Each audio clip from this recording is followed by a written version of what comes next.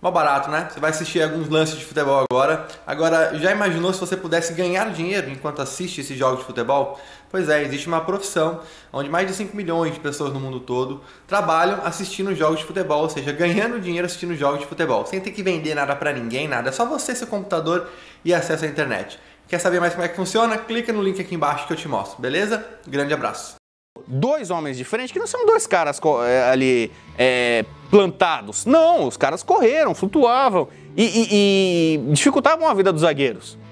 O Pablo Mari e o Rodrigo Caio nunca tiveram tanta dificuldade com uma dupla de ataque, para parar uma dupla de ataque, como nesse jogo. E nesse sentido que a gente pode até transpor para o jogo contra o River, que é um time que tem dois atacantes. O Borré e o Matias Soares. Pode entrar depois Scocco, o Prato, mas normalmente joga com dois atacantes. Se são caras de mobilidade, como são os caras do River, a zaga do Flamengo pode ter a mesma dificuldade que teve nesse jogo. Quando o Vasco pegava a bola, você via o desespero. O drible humilhante que o Pikachu acabou dando no Pablo Mari, ele tá meio desengonçado, tá meio perdido. O Rodrigo Caio, às vezes, tentando voltar no lance do primeiro gol, não conseguiu. Então você pega um time que consegue bloquear, anular as principais peças, chama os laterais, como o Luxemburgo fez, Mara Armadilha, Manapuca, chamar os laterais. O Felipe Luiz, ele é um lateral que tem muita característica de armador. Ele fala e todo mundo conhece. Ele trabalha como um ala, ele, às vezes não tem a velocidade, a técnica que o Marcelo, né, que competia com ele na seleção, tinha, mas ele sempre trabalha muito com o armador. Ele não tem tanta velocidade, às vezes, para voltar hoje. Também não é nenhum garoto. E o Luxemburgo jogou muito bem com isso. O lado direito do Vasco é forte. Pikachu por ali, com o Rossi, fazendo ali uma triangulação naquele setor, acabou fazendo o terceiro gol. Então, acho que o Luxemburgo, ele... primeiro, no aspecto motivacional, que é importante. A gente discute alguns times no Brasil hoje que são apáticos. Times que jogam sem intensidade, sem a devida vontade. Podem até estar bem arrumados taticamente, mas não tem a mesma entrega. Ele pilhou o Vasco pro tamanho do jogo. Ele fez o time dele entender, né, a grandeza dessa partida. É um jogo que, em tese, poderia ser só mais um entre 38 que o seu time vai fazer, não. Ele transforma esse jogo num jogo mais importante mentalmente para a equipe. O Vasco entrou pilhado. E na parte tática ele arrumou muito bem o time. Defensivamente, para neutralizar, tomou 4 gols. Eu acho, se o Bruno Henrique não tivesse em campo, o Vasco ganhava o jogo. O Flamengo conseguiu ficar em vantagem até o finalzinho 4-3, porque o Bruno Henrique está numa fase exuberante, fazendo gols, finalizações, arrancadas raríssimas da gente ver no futebol sul-americano. Então, a individualidade do Flamengo, para mim, fez com que ele não perdesse esse jogo, porque na parte tática e estratégica, o Luxemburgo foi melhor. Você falou do Luxemburgo pilhando, o Rossi, na entrevista depois do jogo, disse isso, e a gente tem um pedaço da pré-eleição do Luxemburgo para mostrar para vocês aqui no debate final. Eu tenho história. Futebol. Era Vanderlei Luxemburgo, vai lá, no Google, uma história. Certo? Tem que construir uma história. Você não está aqui por acaso, não está aqui por nada, para não acontecer nenhuma. A história do Vasco da Gama tem um capítulo importante para aqui, nesse estádio aqui. Aqui dentro, porque o Vasco, quando jogou aqui, era Vasco perdendo, botou o Vasco em campo e virou a porra do jogo, foi campeão aqui. Tá na história do Vasco da Gama. Então eu quero que vocês construam a história de vocês. Não estou aqui por acaso, não vim aqui pro cara para brincar. Vim aqui para construir uma história. E cabe a nós dar um start, reconquistarmos essa beleza da história do Vasco da Gama. Cabe a vocês. Não tenham medo de ser feliz. Agora é hora de quem joga pra do homem que chama a responsabilidade. Se ficar cagado com eles aqui, toma porrada. Vai pra dentro deles. É homem contra homem, 11 contra 11. E essa camisa aqui, ó, pesa pra Eu quero ver essa dentro do campo. Bora lá. Aí, essa é uma preleção do Luxemburgo com a equipe do Vasco, não foi a preleção de ontem. Esse tipo de preleção, Júnior Baiano, funciona muito? Funciona. Por que só mostra quando ganha, então? Esse ele está se referindo ao 4-3, a virada da Mercosul. Eu estava jogando no Vasco nessa época. Eu não sei. Quando perde, nunca boa teve. Boa pergunta, BBC. Eu não sei. Dá uma pilhada a mais, Júnior? Dá sim. Dá.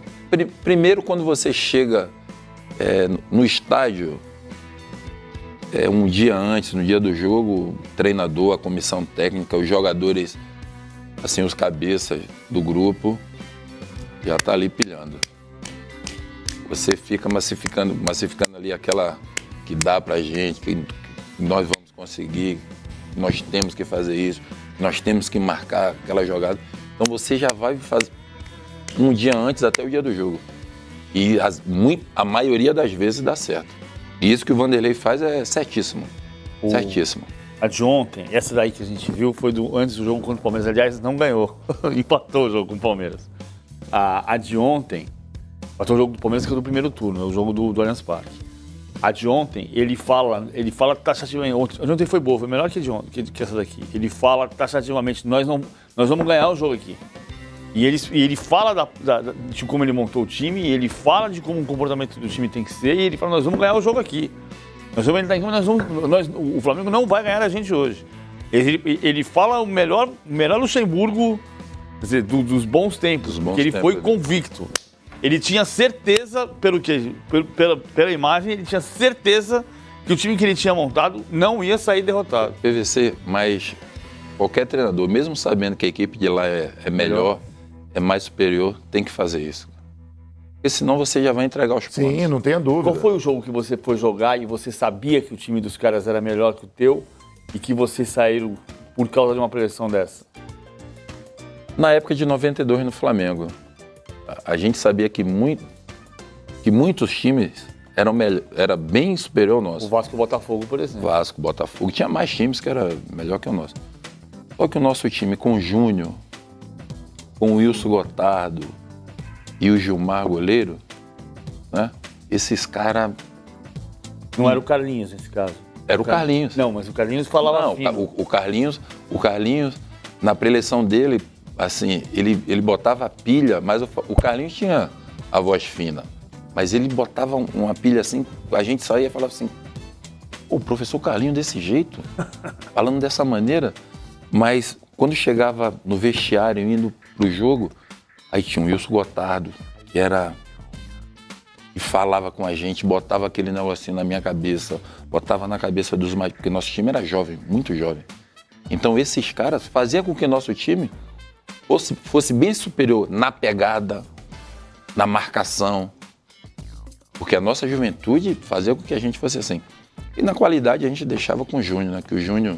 O Zinho. Sim, jogou muito. O Zinho também. Finais que ele não posso esquecer do Zinho. O Zinho no vestiário também, ele muitas vezes chamava a palavra, né? Muitas vezes, principalmente no Palmeiras.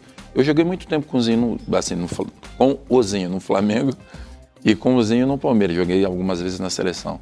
Mas o Zinho, o dom da palavra do Zinho, nesse momento era fantástico. Ele pegou o Zagallo em 98, o Dunga, né? Em 98, aquela imagem, até nos pênaltis contra a Holanda. O Zagallo assim, é um cara que eu tenho um carinho muito grande. As pessoas, às vezes, falam alguma coisa, mas o Zagallo era um cara... Ele armava o time em 3 campos. O César Sampaio, às vezes, até... Ele armava a defesa, armava o meio-campo e armava o ataque. Então, ele não mexia. Estava tudo ali nos 3 campinhos. E a preleção dele era uma preleção assim com atitude, tá entendendo? Ele vinha, ele falava forte, chega ele ficava vermelho da maneira que ele falava. E o jogador comprava aquele barulho. E a gente acreditava e dava certo. Dava certo. Isso que o Vanderlei faz, com a qualidade que ele tem de material humano, o Vanderlei Você está tocando um ponto que é importante, levando em conta a presença do Jorge Jesus aqui, que é um tático, do Sampaoli, que é um tático, e a gente sempre que fala dos técnicos, das histórias que a gente conta do futebol brasileiro, a gente esbarra na parte emocional. Porque você falou, o Zagallo montava o campo em 3 campinhos. Beleza, o Tim tem forma de estrategista, o Tim, Juston Nunes conta que no intervalo ele chegava, tirava o campo de botão dele e com os botões ele mexia para mostrar taticamente. Até que ponto